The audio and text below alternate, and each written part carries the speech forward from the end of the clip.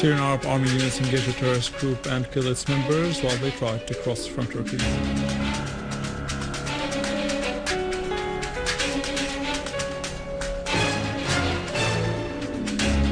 Russian naval forces continue military exercises in the Black Sea and the Mediterranean.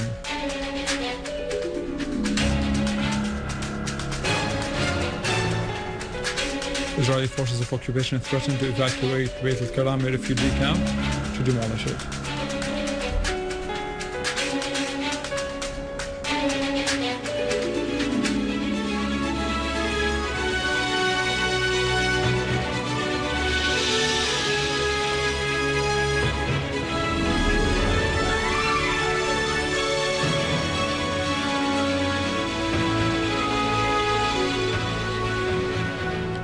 Good afternoon.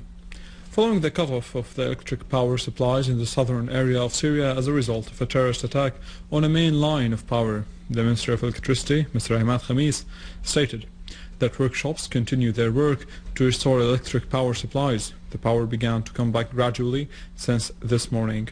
Work continues to bring back the electric current to various areas within the coming few hours. Syrian Arab army forces continued to storm the hideouts of terrorists in addition to chasing those who escaped.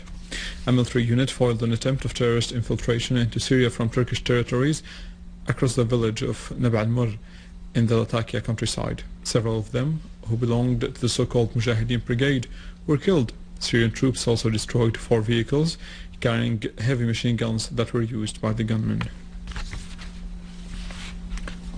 A military source said that the Syrian Arab army units confronted yesterday a terrorist group that attempted to attack a military checkpoint in Tel al-Sakhr in al-Qasir in Homs countryside.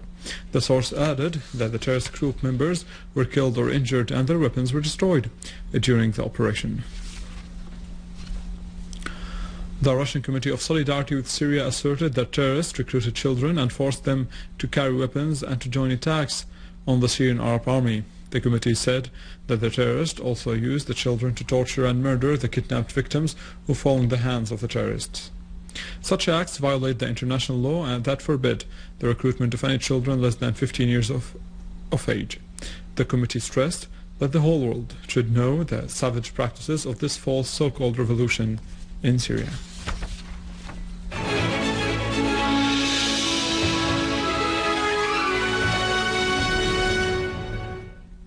The Russian maritime forces continued their military exercises, which began 2 days ago in the Black Sea and the Mediterranean seas. The Russian Foreign Ministry said that 20 vessels and supply ships are taking part in the largest maneuvers during the recent years. The aim is to ensure the readiness of naval forces to carry out tasks assigned to them in areas remote from Russia. In the shadow of Arab and Islamic silence and international coalition, the Zionist forces of occupation continue their plot to control more Palestinian territories. They threaten to displace Palestinians and to evacuate the camp of Beit al-Karami, the House of Dignity. The Palestinians established this camp last Friday as a response to the Israeli announcement considering the area a military zone after confiscating 50 hectares of Palestinian territories. The Palestinian citizens insisted on defending their homes and lands, so the Zionist forces of occupation gave them notifications that it intended to evacuate this camp for the 4th time. The terrorist organization al-Qaeda in Iraq admitted responsibility for the murder of the Iraqi representative Haifan al-Aisawi and a wave of bloody attacks last week that left 88 people dead. Another person was killed in a similar terrorist attack to the west of Al-Mosul. The terrorist also murdered an official in the Ministry of Electricity in his car to the west of Baghdad. In the province of Nineveh, an explosive device was detonated when an Iraqi army patrol passed over it, wounding 1 soldier. On the other hand, a security source announced the detention of 10 wanted terrorists in Nineveh. A storehouse full of explosives was also discovered to the east of Mosul.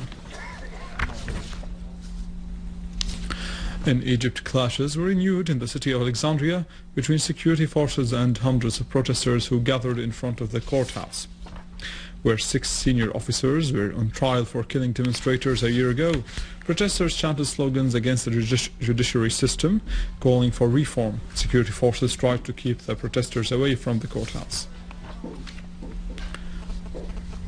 In a new attempt by the Bahraini authorities to curb the people's protest, the prosecution ordered the arrest of 15 people, including a woman, to be held for 1 month in custody for their participation in a protest rally called the Friday of Dignity, demanding the release of activists who were arrested during a rally last month.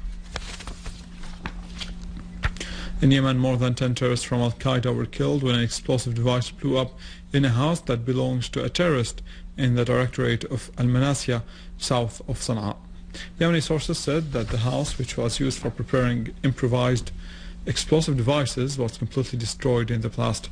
The explosion killed many of al-Qaeda leaders, including foreign nationals who were inside the house when the explosion took place.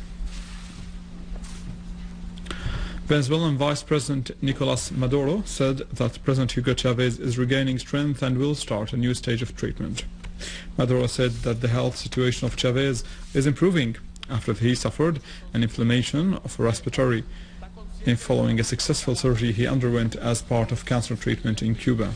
Maduro pointed out that President Chavez is fully conscious and is stabilizing as the functioning of his organs and his vital signs are improving. That was our news for today. For more details, you can visit our website www.syriaonline.sy. After the break, a new line for producing bread and ambitious water management projects in Syria. All that and some more with Nariman. Stay with us.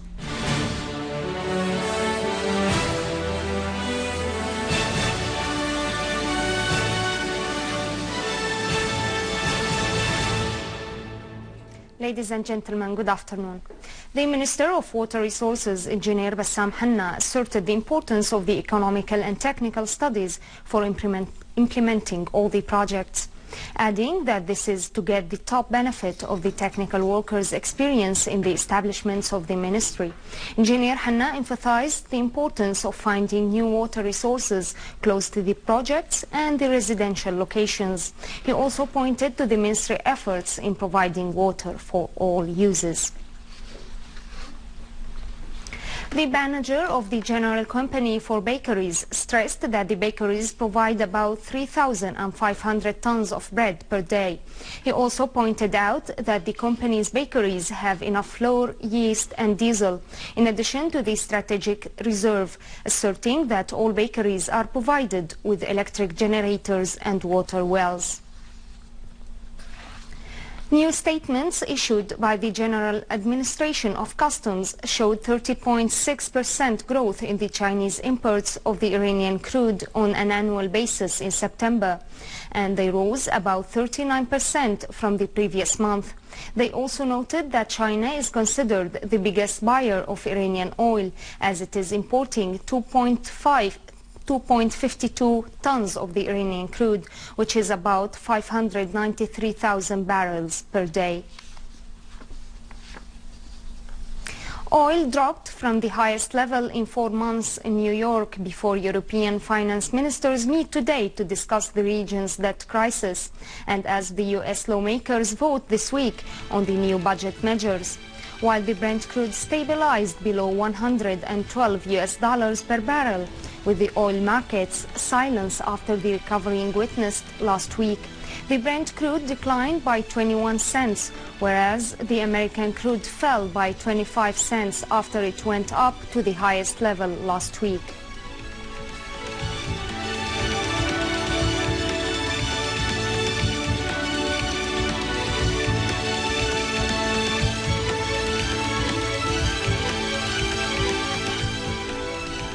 The European stocks were little changed, pairing an earlier advance as the Eurozone finance ministers meet for the first time this year. The Asian shares fell and the US index futures fluctuated between gains and losses.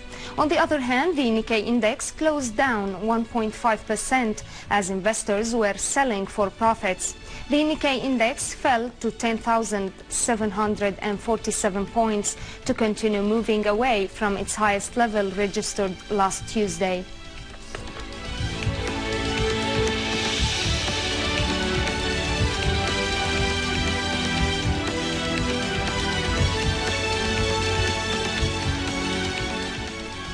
Gold rose, regaining the previous session's losses amid speculations that the Bank of Japan will announce great easing measures. as the spot gold was high 0.4% after raising 1.3% last week. Futures of the US gold increased by 0.1% as the spot silver rose by about 0.13% to $31.88 per ounce.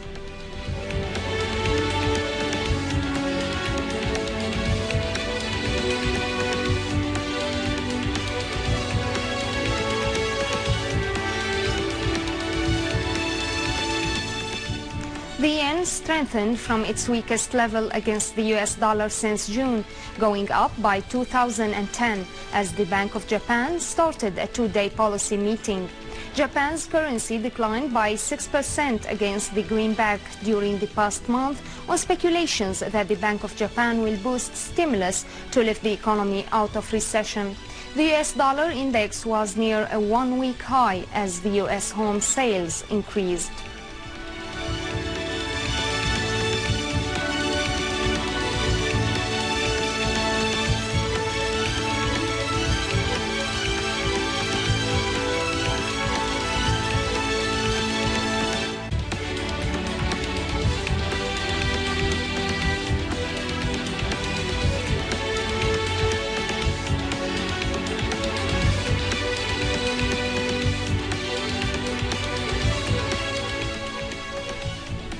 Ladies and gentlemen, this was our economic news for today. Thank you for watching. Goodbye.